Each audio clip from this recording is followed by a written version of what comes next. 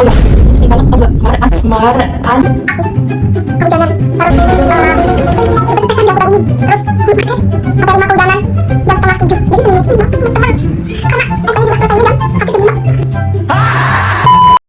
Halo teman-teman, welcome back to my channel. Balik lagi sama aku, tentunya siapa aku? Ya, aku Rika Lini Ansa dalam Learning Journal ke-10.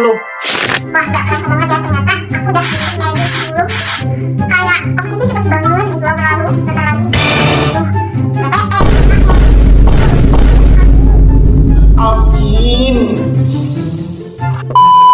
Oke, jadi seperti biasa di video kali ini aku bakal bahas tentang pertemuan mata kuliah public speaking minggu ini.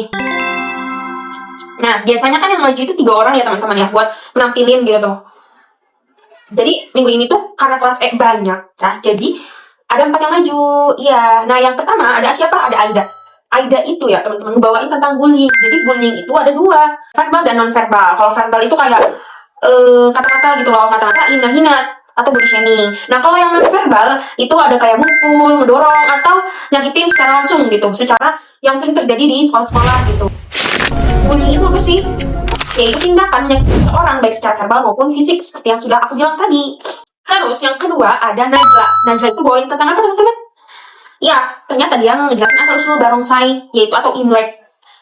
Walaupun aku udah pernah nonton atau udah pernah dengar pas dia jadi stand-up kameramen pas dia UTS kemarin, nah itu kameramennya aku juga udah dengar, tapi pas dengar lagi tetap aja gitu seru karena pembawaan dia yang kayak storytelling.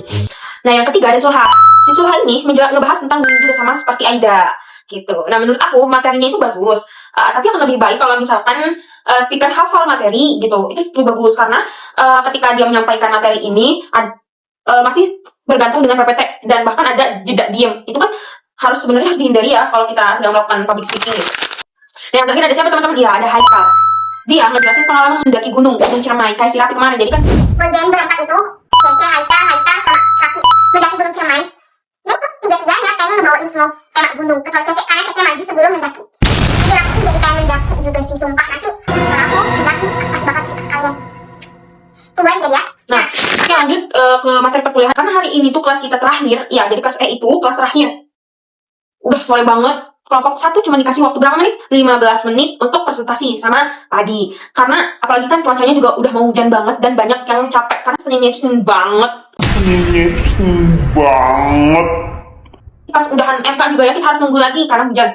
Jadi walaupun singkat tapi teman-teman, materinya tetap penting banget karena ngebahas tentang persiapan mental, penguasaan materi, sampai bahasa verbal dan non-verbal dalam public speaking. Kita tuh menjelaskan kalau persiapan mental itu penting banget dalam public speaking teman-teman, karena rasa gugup bisa mempengaruhi cara kita menyampaikan materi. Ada juga tips supaya lebih percaya diri, misalkan kayak menggunakan afirmasi positif ke diri sendiri kayak kecil ini mah, kok bisa. Nah itu penting ya buat mengafirmasi diri kalau kita tuh bisa.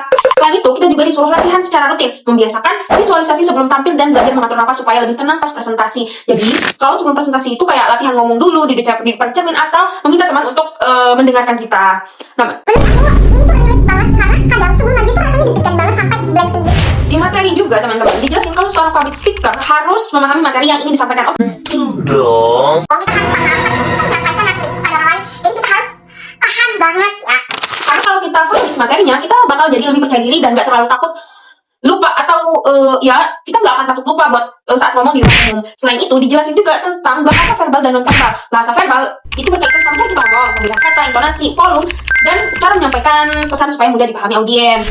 Sedangkan kalau bahasa non verbal itu kayak kontak mata kita, ekspresi wajah, kalau misalkan serius kayak gimana gitu ya, gestur tangan, posisi tubuh, dan cara kita menunjukkan rasa percaya diri saat berbicara itu penting karena untuk mempengaruhi audiens. Terus ada juga tentang penampilan dalam public speaking. Jadi penampilan itu ternyata penting banget buat membangun kesan pertama di depan audiens. Kalau misalkan kita presentasi atau tampil di depan umum tapi pakaian kita mencolok atau kurang tepat gitu pasti akan jadi perhatian kan. Malah si audiens gak fokus sama materi yang kita sampaikan. Oke, iya, dari mulai cara berpakaian yang rapi, sikap saat berdiri di podium itu kayak gimana, sampai gerakan tubuh juga harus diperhatikan supaya terlihat lebih profesional dan menarik. Menurut aku, materi minggu ini penting banget karena public speaking itu bukan cuma soal berani ngomong, tapi juga bagaimana cara kita membawa diri di depan orang lain ya. Oke, mungkin itu aja learning journal dari aku minggu ini. Terima kasih buat teman-teman yang sudah menonton sampai akhir. Semoga video ini bermanfaat dan sampai ketemu lagi di video selanjutnya.